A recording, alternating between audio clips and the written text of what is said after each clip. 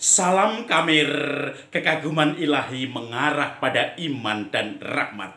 Saudara-saudari yang terkasih, dulu ketika saya SD, saya pernah ikut satu pertunjukan untuk ulang tahun sekolah.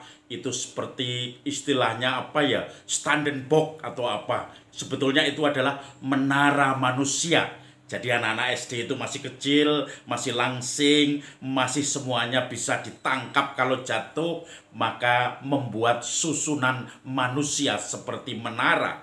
Ada depan, belakang, kemudian 4 orang, di atasnya 3 orang, yang kemudian anak-anak itu naik satu persatu, kemudian di pundak begini, kakinya menumpu pundak dari teman satu, pundak kiri, dan pundak kanannya teman satu lagi. Sebelah sana juga. Setelah itu ada satu lagi yang naik di atas, dan satu lagi naik lagi. Kemudian begitu sudah naik semuanya, tentu ini latihan berkali-kali. Langsung yang paling tinggi terutama, tapi yang lain juga, itu tangannya merentang ke samping, dan kemudian menunjukkan. Ketika diberi aplaus tepuk tangan, begitu selesai langsung harus turun. Tentu ini perjuangan turunnya. Dari yang paling atas, dia harus terjun, ditangkap oleh pembina-pembina, guru-guru dan pelatih profesional. Dia harus yakin, saya terjun, saya pasti ditangkap. Kalau tidak, pasti dia ragu-ragu. Atau kalau kemudian yang di bawah yang nangkap itu tiba-tiba lari, dia akan jatuh mendapat celaka. Dan kemudian butuh saling percaya. Yang di bawah menangkap dengan yakin, tidak ragu-ragu. Yang terjun pun terjun dengan tidak ragu-ragu. Tentu saja saya takut, tetapi karena saya mencoba yakin yang menangkap saya ada, maka saya terjun dan akhirnya selamat. Butuh suatu loncatan kepercayaan bahwa orang yang di bawah akan menangkap saya. Butuh loncatan iman untuk percaya bahwa ada yang menopang saya ketika saya jatuh, dan kemudian resikonya dalam hidup itu banyak. Saudara-saudari yang terkasih, Injil hari ini sangat menarik karena ada orang yang penuh iman membawa orang sakit pada Yesus. Ketika Yesus sudah selesai kembali ke kampungnya, banyak orang datang berkerumun di rumahnya karena mendengar cerita mukjizat tentang Yesus. Rumahnya penuh. Di pintu pun penuh, di luar juga penuh. Apalagi kalau budayanya seperti Indonesia, budaya kepo. Ketika sudah kumpul banyak orang, semakin banyak, semakin banyak, semakin banyak. Lalu ada orang yang saudaranya sakit lumpuh, hanya bisa berbaring di tempat tidur. Lalu 4 orang saudaranya mengangkat orang lumpuh itu.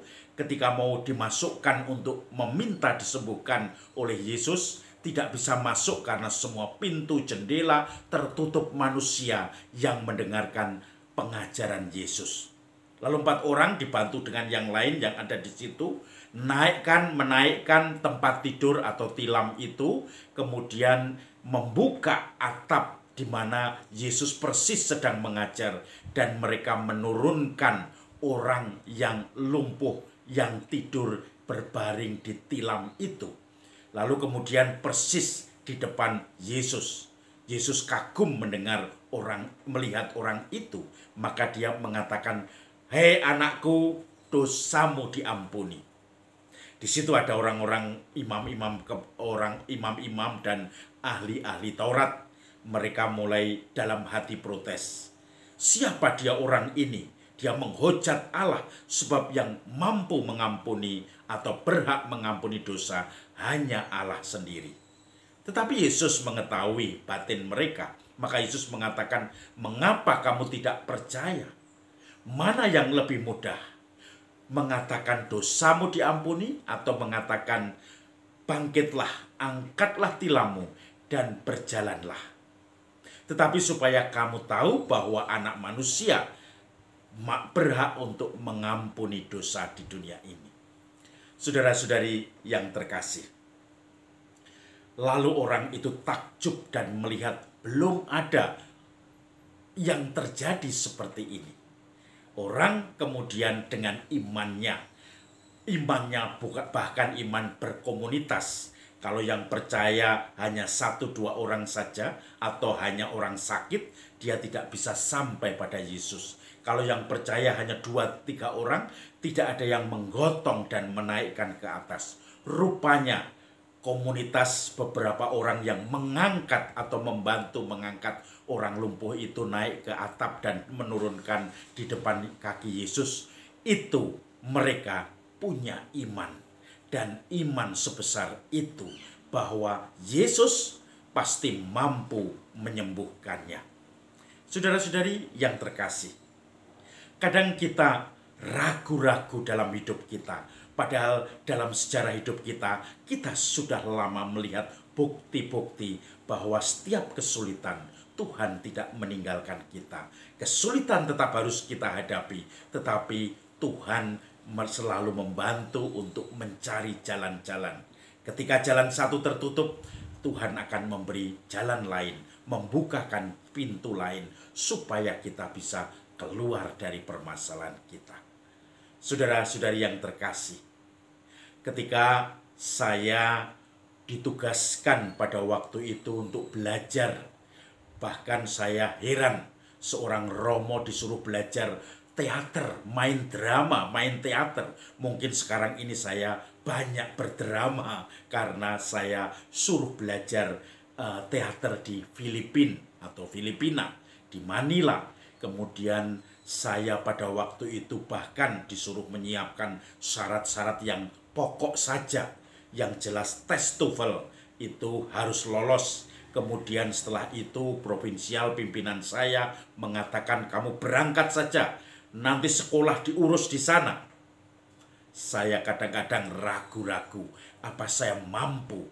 Ini di budaya asing, bahasanya pun lain. Sekolah pun tidak kenal saya, tidak pernah masuk halamannya, apalagi kenal di kantornya, Registrar Office. Lalu kemudian begitu saya sampai sana, saya ngobrol dengan para senior yang sudah lama tinggal di sana, mendapat perutusan di Filipina, di Manila. Lalu saya minta masukan, minta diantar ke kampus di mana saya mau belajar, yaitu University of the Philippines atau UP Diliman, jurusan teater. Saya datang, saya dialog dengan di bagian pendaftaran, jurusan apa yang tentang teater yang cocok, maka saya jurusannya main teater. Bayangkan, dengan bahasa yang tidak menjadi bahasa ibu, saya harus main teater.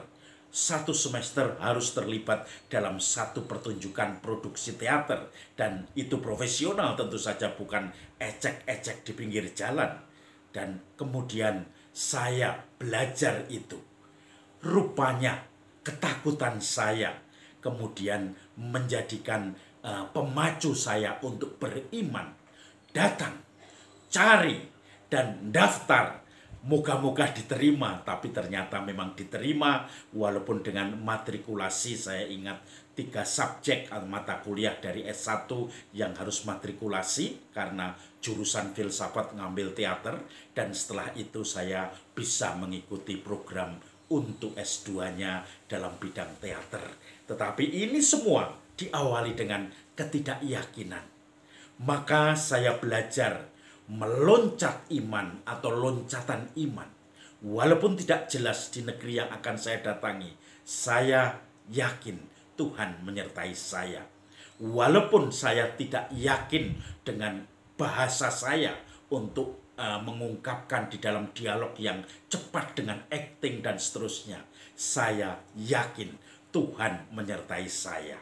Dan ternyata bisa terselesaikan dalam 1 tahun 10 bulan. Artinya lebih cepat 2 bulan daripada umumnya yang 2 tahun. Maka saudara-saudari yang terkasih, hanya syukur pada Tuhan. Loncatan iman dibutuhkan setiap kita mengalami keraguan, agar kita selalu ditopang atau ditatang oleh Tuhan yang selalu melindungi kita. Salam Kamir, kekaguman ilahi mengarah pada iman dan rahmat.